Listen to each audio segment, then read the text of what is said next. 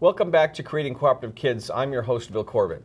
Now, according to a number of websites and blogs that I found online, sexting is no big deal and is just a form of flirting that 22% of teenagers claim to have done.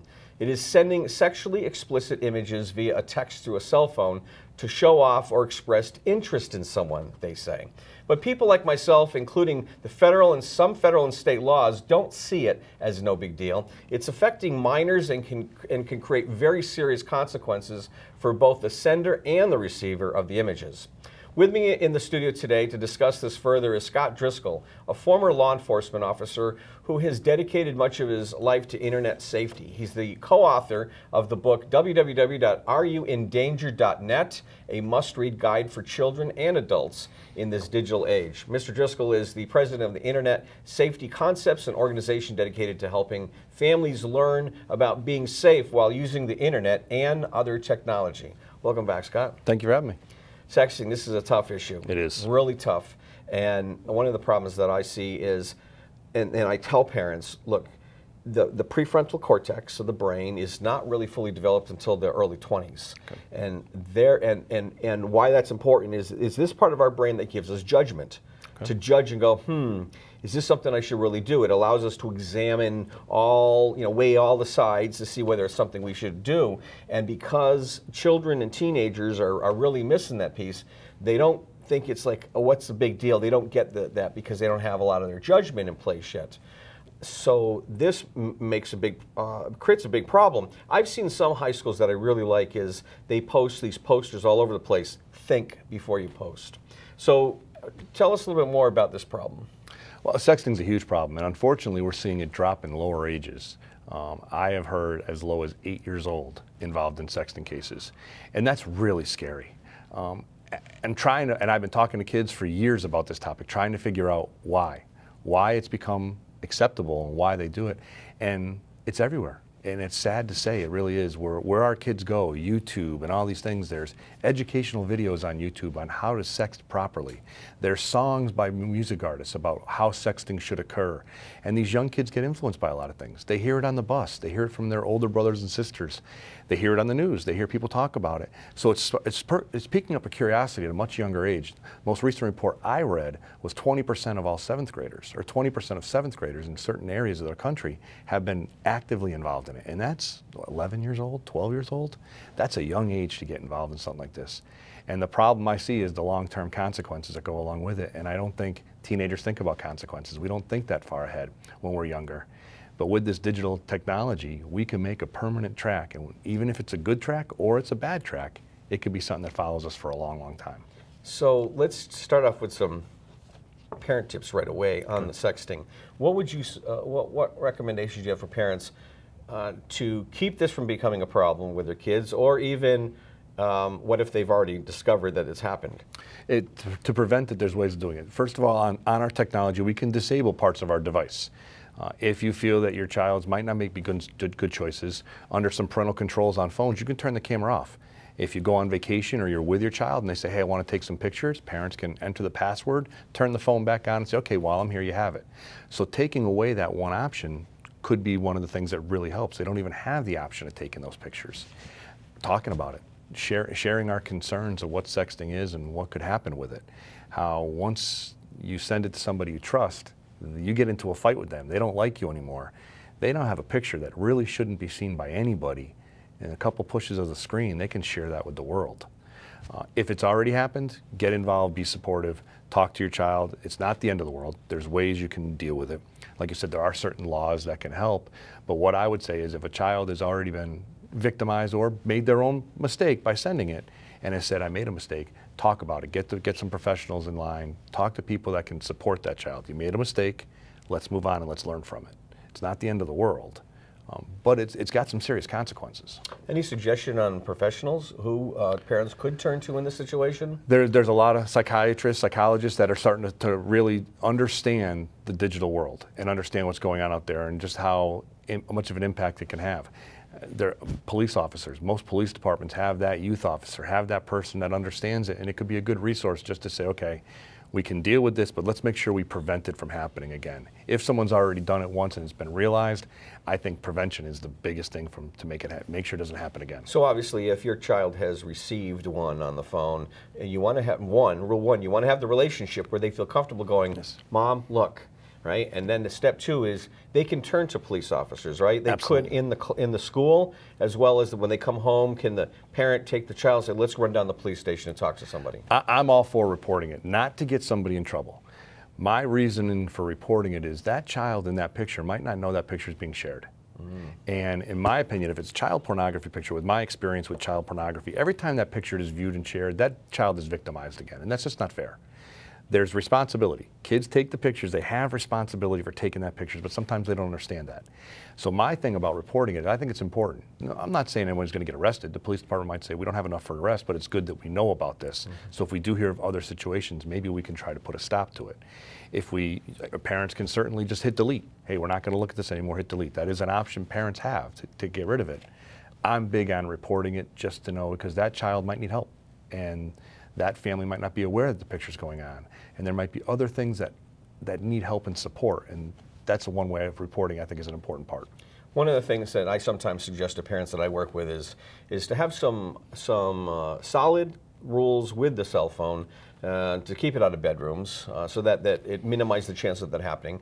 I think that, especially with young children, they should be signing that out and in. So somewhere around the evening, they should be signing, and parents should be collecting it, locking it up in their bedroom, in the closet, whatever, and then turning it back over to them the next day. People ask me all the time, at what age should kids have smartphones? There's no one solid answer for that. I think elementary school kids at a younger age, I personally, this is just an opinion, think it might be a little too young. Not because they're bad kids. We want to teach them how to use it properly. We don't want to shelter them. But unsupervised at such an early age, when you have all this capability in the palm of your hand, curiosity gets the better of us. I mean, when I was curious as a kid for adult magazines or something like that, one kid in the neighborhood found their dad Playboy, we were there. Now the kids have access to the entire world, and some of the things out there just shouldn't be exposed to. So I think parents have to say, is my child ready for this or not? If they're not, there's no law requiring us parents to issue them smartphones, data plans, everything. We can get them a simple push phone where all you can do is call home, call 911 if you need it. There are devices out there like that. But if they are going to use those things, stay on top of it, monitor what they're doing, and have that communication with them. One thing that I've noticed is the parent gives the child a handheld device early on, 8, 9, 10, and the parent due diligence. They do a great job. What are the rules? You're going to turn it in. But then after a while, in the beginning, because the child's young, they don't misbehave. They don't do anything because they don't know enough. Yep. Well, then the parent gets very lax with it. Exactly. And now the child's 11, 12, and 13, and the parent's not checking anymore because they're like, she's fine. She wouldn't do anything. But the child's development stage has changed. And now they have different friends or older friends, and they become sexually aware, and they have all these. So now, I just urge parents, don't just throw the baby out with the bathwater just because things have been fine all along, to just let it all go, because the child's changing. First time we put our child in a seatbelt, they fought it, and we had taught them over and over and over again. Now when you get in, if you have a teenager, what do? They grab that soap and they put it on themselves because they've learned it keeps them safe. That's exactly what we got to do with technology. We can't just say, okay, you're getting a little older, I trust you. We got to keep those rules in place, and we got to keep learning as we go, and we can't give up on that. How'd you get into this business, Scott? During my career as a police officer, I was lucky enough to become a DARE officer and work with kids at a very early part of my career, and I was asked to join a federal task force for computer crimes against children. I was literally in the right place at the right time, and for 4.5 years on my task force, I was a 13-year-old girl on the internet, and I was arresting bad guys and educating and learning all about it, and it just became, maybe passion's not the right word, but a passion, because I saw what young people were going through if it wasn't used properly, and I knew technology was growing.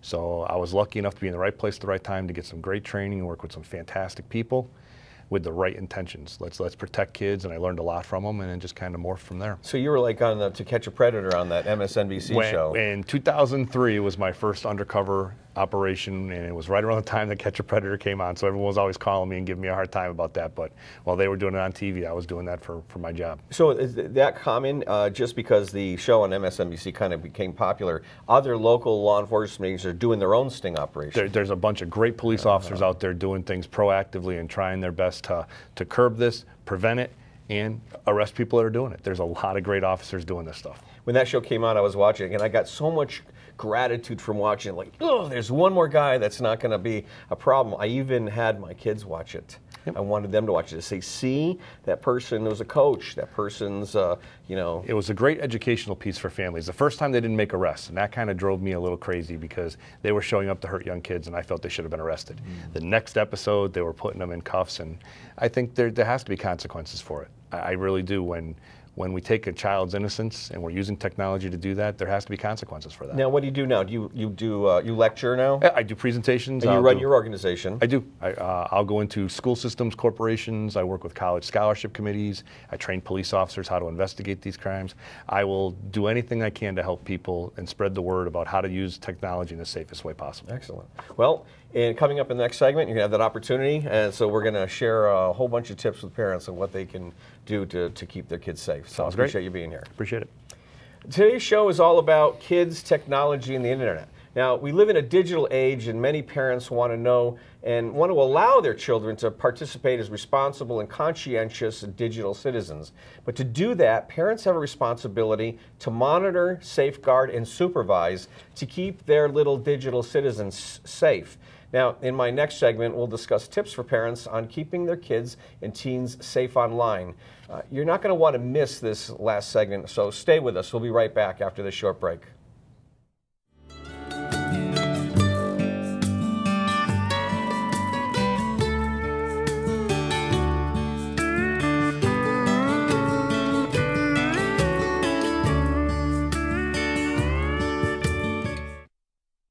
Jeremiah is intelligent, influential, funny, easy to talk to, kind. Jeremiah is always there for me. Smart guy, knows where he's going in life. Great friend. Jeremiah is an inspiration to West High. Jeremiah is a person who's extremely caring and kind, and he's made a huge difference in our community and our school. My name is Jeremiah Anthony. I'm a junior in high school. West High Bros is a Twitter account that I started up in October of 2011, and we just send compliments to people who we think are feeling bad a certain day or have done something really good, like winning a state title. And I built this up by first complimenting people I knew, my friends, and then they started telling their friends, and those people started telling their friends, and then soon it became a pretty popular following. I believe that showing the goodness in people is very integral to our account, because so many people on Twitter and Facebook, they get cyberbullied because they're less than perfect. And no one is perfect. So we try to have as sincere compliments as possible. I think everyone likes a sincere compliment. This combats cyberbullying because cyberbullies, they try to focus on what's bad about a person. They try to say, hey, you're really bad at this or that. And I try to say, no, you're actually really good at this, and you're much more good at this than you're bad at that.